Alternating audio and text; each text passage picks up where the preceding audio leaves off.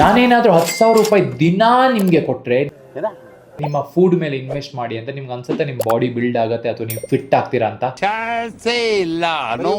ಕನಸ್ ತರ ಕಾಣ್ತಾ ಇದೆ ಅಲ್ಲ. ಬಟ್ ಸ್ನೇಹಿತರೆ, ನೀವು 10,000 ಅಲ್ಲ 1,00,000 ಸಹ ಸ್ಪೆಂಡ್ ಮಾಡಿ ನಿಮ್ಮ ಫುಡ್ ಮೇಲೆ ನಿಮ್ಮ ಡೈಜೆಷನ್ ಸರಿಯಾಗಿರೋದಿದ್ರೆ ನಿಮ್ಗೆ ರಿಸಲ್ಟ್ ಬರಲ್ಲ.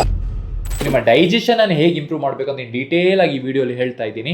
ಇದನ್ನ ಮಾಡಿದ್ರೆ ಮಾತ್ರ ನಿಮ್ಮ ವೇಟ್ ಗೇನ್ ಆಗುತ್ತೆ, ನೀವು ಫಿಟ್ ಆಗ್ತೀರಾ, ನೀವು ಫ್ಯಾಟ್ ಲಾಸು ಮಾಡ್ತೀರಾ. ಇದೇ ತರದ ಫಿಟ್ನೆಸ್ ವಿಡಿಯೋಸ್ ಕನ್ನಡದಲ್ಲಿ ಬೇಕಂದ್ರೆ ಸಬ್ಸ್ಕ್ರೈಬ್ ಮಾಡೋದನ್ನ ಮರಿಬೇಡಿ.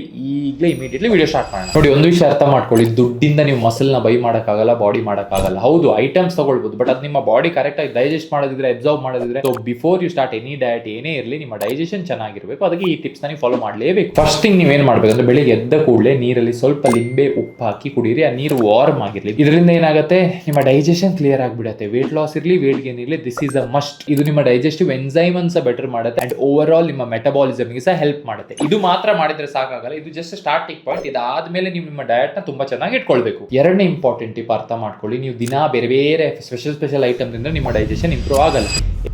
ಎವ್ರಿ ಡೇ ನೀವು ಸೇಮ್ ಮೀಲ್ ತಿಂದಾಗ over the period of time digestion improve ಆಗುತ್ತೆ. ಸೇಮ್ ಮೀಲ್ ಅಂತ ಹೇಳುವಾಗ ರೈಸೇ ತಿನ್ನಿ, ಚಪಾತಿಯೇ ತಿನ್ನಿ ಅಂತ ಹೇಳಲ್ಲ. ಈಗ 8 ಗಂಟೆಗೆ ಒಂದು ಬ್ರೇಕ್ಫಾಸ್ಟ್ ಮಾಡ್ತಿದ್ರೆ 8 ಗಂಟೆಗೆ ದಿನಾಲು ಬ್ರೇಕ್ಫಾಸ್ಟ್ ಮಾಡಿ. ಸ್ವಲ್ಪ ಉಪ್ಮಾ, ಇಡ್ಲಿ ಅಂದ್ರೆ ಕಾರ್ಬೋಹೈಡ್ರೇಟ್ ಸೋರ್ಸು, ಪ್ರೋಟೀನು, ಫೈಬರ್. ಒಂದಿನ ಏನೋ ಶುಗರಿ ಐಟಮು, ಒಂದಿನ ಏನೋ ಪಾನಿಪುರಿ, ಒಂದಿನ ಏನೋ ದೋಸೆ, ಆ ತರ ಇರಬಾರ್ದು. ಒಂದು ಫಿಕ್ಸ್ಡ್ ಸೆಟ್ ಇರಬೇಕು, ಅದನ್ನೇ ಫಾಲೋ ಮಾಡ್ತಾ ಹೋಗ್ಬೇಕು. ಆಗ ನಿಮ್ಮ ಬಾಡಿ ಗೊತ್ತಿರುತ್ತೆ ನೀವು ಇದನ್ನು ಕೊಡ್ತಾ ಇದ್ದೀರಾ ಅಂತ. ಆಗ ಅದಕ್ಕೆ ಎಂತ ಡೈಜೆಷನ್ ಮಾಡಿ ಡೈಜೆಸ್ಟಿವ್ ಎನ್ಸೈಮ್ ಬೇಕು ಅದು ನಿಮ್ಮ ಬಾಡಿ ಪ್ರೊಡ್ಯೂಸ್ ಮಾಡುತ್ತೆ. ಇದರಿಂದ ನಿಮ್ಮ ಬಾಡಿ ಫುಡ್ ಅನ್ನು ಚೆನ್ನಾಗಿ ಅಬ್ಸರ್ವ್ ಮಾಡಿ ನಿಮ್ಮ ಗ್ರೋತ್ಗೆ ಹೆಲ್ಪ್ ಆಗುತ್ತೆ. ಮೂರನೇ ಟಿಪ್ ತುಂಬಾ ಇಂಪಾರ್ಟೆಂಟ್, ನೀವು ಊಟ ಮಾಡಿ ಆದ್ಮೇಲೆ ಒಂದು ವಜ್ರಾಸನ ಪೊಸಿಷನ್ ಅಲ್ಲಿ ಕೂತ್ಕೊಳ್ಳಿ. ಇದರಿಂದ ಏನಾಗುತ್ತೆ ಅಂದ್ರೆ, ಡೈಜೆಸ್ಟಿವ್ ಎನ್ಸೈಮ್ ಇರ್ಬೋದು, ನಿಮ್ಮ ಫುಡ್ ಇರೋ ಕೆಳಗೆ ಮೂವ್ ಆಗುತ್ತೆ ಅಂಡ್ ಇದು ನಿಮ್ಮ ಡೈಜೆಷನ್ ತುಂಬಾ ಒಳ್ಳೇದು. ಅಟ್ಲೀಸ್ಟ್ ಒಂದು 5 ಮಿನಿಟ್ಸ್ ಕೂತ್ಕೊಳ್ಳಿ. Over the period of time ನಿಮ್ಮ ಡೈಜೆಷನ್ ಡೆಫಿನೆಟ್ಲಿ ಇಂಪ್ರೂವ್ ಆಗುತ್ತೆ. ಅಕಸ್ಮಾತ್ ನೀವು ತಿಂದ ಕೂಡಲೇ ಮಲಗಿದ್ರೆ it is not going to help. So ಅರ್ಥ ಮಾಡ್ಕೊಳ್ಳಿ, ಯಾಕಂದ್ರೆ ಫುಡ್ ಮೂವ್ ಆಗಕ್ಕಾಗಲ್ಲ ನೀವು ಅಡ್ಡ ಮಲಗಿದ್ರೆ. ಸೊ ಈ ತರ ಪೊಸಿಷನ್ ಅಲ್ಲಿ ಇರಬೇಕು. Vajrasana is the best position. Fourth, please ಹೊರಗೆ ಪ್ಯಾಕೇಜ್ಡ್ ಫುಡ್ ಅನ್ನ ಅವಾಯ್ಡ್ ಮಾಡಿ. ಯಾಕೆ ಅಂತ ಹೇಳ್ತೀನಿ, ನೀವು ಪ್ಯಾಕೇಜ್ ಫುಡ್ ತಿಂತೀರಾ, ಇದರಲ್ಲಿ ಪ್ರಿಸರ್ವೇಟಿವ್ಸ್ ಇರುತ್ತೆ ಅಥವಾ ಬೇರೆ ಏನೋ ಕೆಮಿಕಲ್ಸ್ ಇರ್ಬೋದು. ಇದರಿಂದ ನಿಮ್ಮ ಲಿವರ್ ಡ್ಯಾಮೇಜ್ ಆಗ್ಬೋದು, over all functioning of body ಕಮ್ಮಿ ಆಗ್ಬೋದು. ಇದು ಯಾಕಾಗುತ್ತೆ ಅಂತ ನಾನು ಹೇಳ್ತೀನಿ. ನಾನು ಏನೇ ತಿಂದ್ರು ರಿಸಲ್ಟ್ ಬರ್ತಾ ಇಲ್ಲ, ನಾನು ಏನೇ ತಿಂದ್ರು ಡೈಜೆಸ್ಟ್ ಆಗ್ತಿಲ್ಲ, ಬಿಕಾಸ್ ತುಂಬಾ ವರ್ಷಗಳಿಂದ ಇದಾಗ್ತಾ ಉಂಟು. ಸೊ ನೀವು ಅದನ್ನ ಕಟ್ ಡೌನ್ ಮಾಡಲೇಬೇಕು. ನಿಮ್ಮ ಲಿವರ್ ನ ಬೆಟರ್ ಮಾಡಕ್ಕೆ ಏನೇನು ಫುಡ್ ಬೇಕು ಅದನ್ನ ತಿನ್ನಿ. ಎಸ್ಪೆಷಲಿ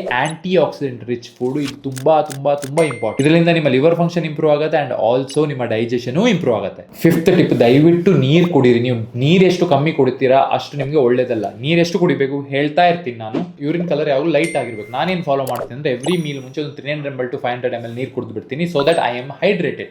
ಇದು ಮಸ್ಟ್, ಅರ್ಥ ಆಯ್ತಾ? ಫೈನಲ್ ಟಿಪ್, ನಿಮ್ಮ ಗಟ್ಟಿ ಒಳ್ಳೆ ಬ್ಯಾಕ್ಟೀರಿಯಾ ಕೊಡಿ. ಹೌದು, ಆಗ್ಲೇ ನಿಮ್ಮ ಡೈಜೆಷನ್ ಬೆಟರ್ ಆಗೋದು.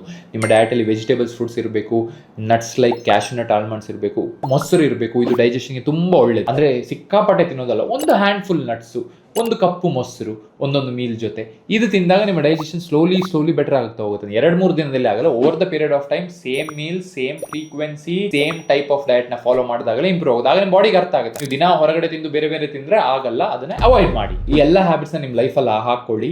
7ರಿಂದ 10 ದಿನದಲ್ಲಿ ಸ್ಲೋಲಿ ಡಿಫ್ರೆನ್ಸ್ ಬರ್ಲಿಕ್ಕೆ ಸ್ಟಾರ್ಟ್ ಆಗುತ್ತೆ. ನಾನು ಎಕ್ಸ್ಪೀರಿಯನ್ಸ್ ಮಾಡಿದ್ದೀನಿ, ನಮ್ಮ ಕ್ಲೈಂಟ್ಸ್ ನೋಡಿ ಎಷ್ಟು ಜನ ವೇಟ್ ಲಾಸ್ ಮಾಡಿದ್ದಾರೆ, ಅವರು ಎಕ್ಸ್ಪೀರಿಯನ್ಸ್ ಮಾಡಿದ್ದಾರೆ.